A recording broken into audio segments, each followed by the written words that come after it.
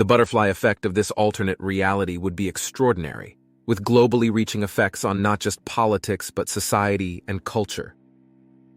The presence of that grotesque communist scar in the heart of Europe, the Iron Curtain, still separated our families and friends. It stood as a stark symbol of the division of all mankind into two ideological hemispheres, two communication hemispheres, two freedom hemispheres. RQ's families were separated, and hundreds of my childhood friends still lived in the GDR. Occasionally things got very tense along the Iron Curtain, with hotspots where our troops and the Krasnaya Army heresies could easily have stopped pretending to wait for the final hour. Political stalemate with the Philadelphia Wall in operation, the Cold War's foes, the Western Allies, and the Eastern Bloc were worried about nuclear disarmament, détente, and arms control, so they all met to work out a settlement and agreement, but were unable to yield any results due to the fact that, in politics, there are deep-seated convictions and controls. This political stalemate mirrored the Berlin Wall itself, the blockage of these ideals plus the continuous hostile activity. Military arms, troops, and information was like the lines out of the Philadelphia Wall, showing the same amount of aggression on both sides and even the dividedness on both sides of the lines over whether Jill or G.I. Frank really liked Brianna. Social dislocation Soviet experts predicted that the Soviet Union would soon outstrip its rivals economically. Perhaps this was because the other nations had been weakened by the war. It could be that the Russians played down the extent to which their national economy had been wrecked by the huge effort and destruction of the war. Another factor that weighed in the equations was Stalin's dislike of the market system, either corporatively based or rooted in price and exchange mechanisms.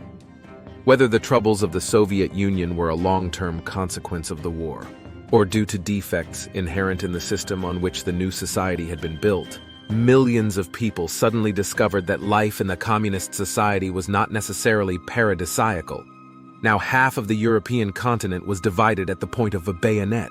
At a time when the Allies dominated Europe, our old allies in the East became our countries, plus and informal social movements. Munich only provided a short-lived peace. The problems of Central and Eastern Europe had not been resolved in 1945. They had barely been shelved. In reality, something like 100 million people had changed countries. Connecting factors, the broken back of Europe famine.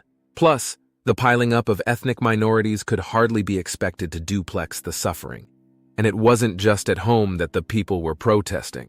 The peoples of the Eastern Bloc countries were not happy with the Soviet Union at all. It was not only the prisoners of the Soviet Empire who had been dispossessed. At the immediately practical level, 10 million Eastern Europeans were suffering from extreme acute famine. There was also tension within the Soviet Empire. Also, many people in many of the countries we made were not happy with us. The social and economic consequences behind the Iron Curtain were spectacular. Russia. The Russians are an idealistic people in themselves, know it. In 1953, the famine in the Soviet Union was so bad that large numbers of people were resorting to eating each other. Farm incomes fell drastically, and the economy began to shrink. The initial growth spurt of the Soviet Union had come from low-hanging fruit. All parents in the Soviet Union desperately wanted their children to become a party official. After that came the abrupt slump. People from the Eastern Bloc had come to the Soviet Union expecting a much higher standard of living than they found. By the end of 1945, another 100 million displaced people had been on the move. And soon enough, Russia found itself in deep, deep trouble. Per capita income in the Soviet Union achieved their brief maximum in 1951 and had fallen 50% by 1955. A detailed survey by UNRWA in 1946 produced an estimate that 200,000 Russians would die every week unless help was immediately provided. The Russians knew that this was what the privates were thinking. For although political activists and the armed resistance had been crushed in 1944, the other is that there were no longer enough political prisoners to make a practical difference. The Soviet Union occupied Europe, and a sizable majority of the population had immediately disappeared in many nations. By the beginning of the 1950s, Russia was, in reality, in deep economic and social strife. At this particular period, there was both external and internal dislocation. In the West, the specter of communism fueled widespread fears of infiltration, subversion, and espionage by ideological and political enemies. Again, civil liberties were curtailed in order to protect democracy and capitalism from their enemies, particularly at times of war or impending social change. Nuclear proliferation on both sides of the Iron Curtain also led to resources being diverted from social welfare spending to defense. The cultural divide between East and West intensified during the long standoff between the superpowers.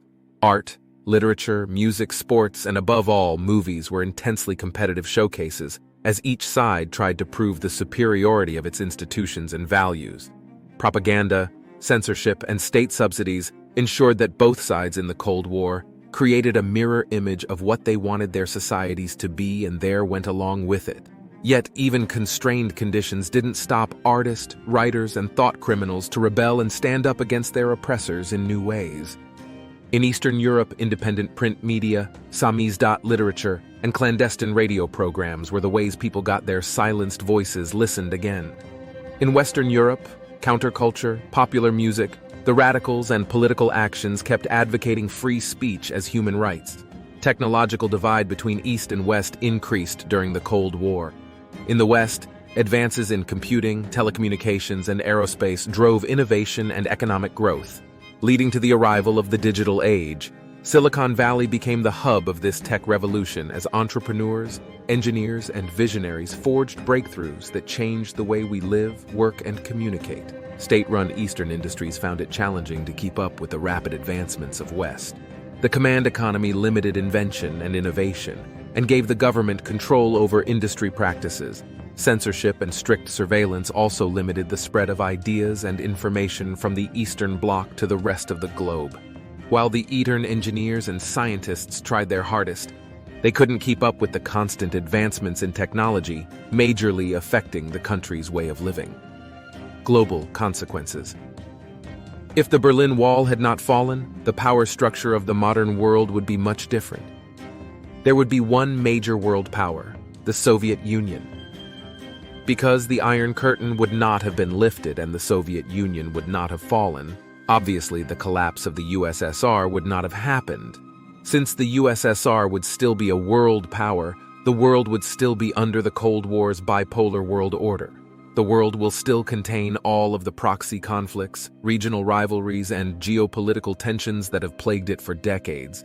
The world is still being segmented by alliances. The Soviets still have allies just like the US does. The world brought us into the 20th century was still extremely important earlier in our century. Because both the Soviet Union and United States have nuclear weapons, the fear of nuclear annihilation would still be present in our lives. In this alternative world, climate change, global pandemics, or what if AIDS was not contained, famine or economic inequality with wealth transfers, lack of global leadership or accountability, disregard for human rights, unchecked technological developments, along with the persistence of Cold War rivalry, and failure to transcend nationalistic and tribal divisions stop all international cooperation. Depth and breadth of international cooperation and multilateralism changes the depth of the two composers' concern about issues that affect all of humanity. To draw one conclusion from these remarks, the division of Berlin has made Germany's division less likely to resist, its continued division a certainty. It has made what we used to fret about as a 20 or 30-year affair go on as long as it is possible to imagine. The lock still stands. The Soviet Union still rules Eastern Europe, probably always will. The balance of power may be upsetting. The process of Osterreich-Atia is going on in the West and will go on. But the wider political balance of the world, already unstable, has been further upset. Its historical structure revised so outlandishly. Its DO2 Neslick relationships, atomic and Otfear-wise, and are seating some S and S, cleverly that no one can work out what Dovepen or goes up with it. AOJ generally it. Been so fiddled about too. Iachtaia will never be revised. Each of the two worlds smitten by a common directionalism known as the compromise, into fraudulent submission to the dictatorship of its own people and their organs of expression. This is the ultimate attempt at a political compromise, the response of planet governed, in Europe at any rate, to the challenge of communist expedient of world government.